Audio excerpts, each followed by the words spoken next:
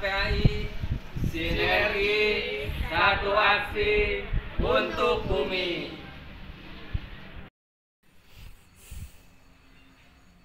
Assalamualaikum warahmatullahi wabarakatuh. Bapak Ibu guru biologi terapan yang hebatnya. Kita contoh lain ya dari contoh simbiosis di sini atau interaksi antar populasi dalam satu komunitasnya. Ini kita lihat misalnya ini ada contoh baru nih. Ini udah kita makanya guru biologi harus menanam gitu ya supaya bisa pembelajaran realita gitu ya, berliterasi dengan yang real gitu ya, dengan bentuk kelompok, project dan membahas diskusi dan kemudian disajikan dalam bentuk literasi. Nah, ini banyak sekali coba interaksi di sini. Tuh.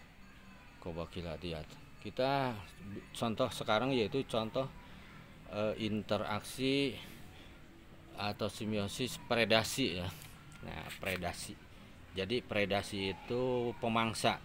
Jadi satu populasi memangsa populasi yang lain. Nah, jadi ke siswa itu bisa kita lihat misalnya kalau yang tadi ciri yang sebelumnya itu parasitisme itu kan dalam pohon jambu gitu. Cirinya apa? Yaitu dari jumlahnya banyak. Nah, kemudian daun jambunya sedikit. Bahkan pohon jambunya satu. Kemudian ciri yang lain misalnya yaitu dari ukurannya kecil yang parasit itu, sedangkan yang dirugikannya itu ukurannya jauh lebih besar. Nah, sekarang contoh gitu real yang apa anak-anak misalnya ciri dari predasi kita bisa lihat di sini. Nah, itu tuh burung yang terbang misalnya itu kan burung serangga. Nah, serangga yang terbang itu kan ukurannya jauh lebih besar daripada kutu daun. Nah, kita yang ini aja, yang jinak. Nah, ini contoh ada kepik ya, ini ada kepik kebetulan. Nah, ini ada kepik daun. Sebentar, ini bisa kemana? Nah ini kepik ya. Coba anak-anak bandingkan misalnya antara ukuran kepik dengan ukuran kutu daun, yaitu apa?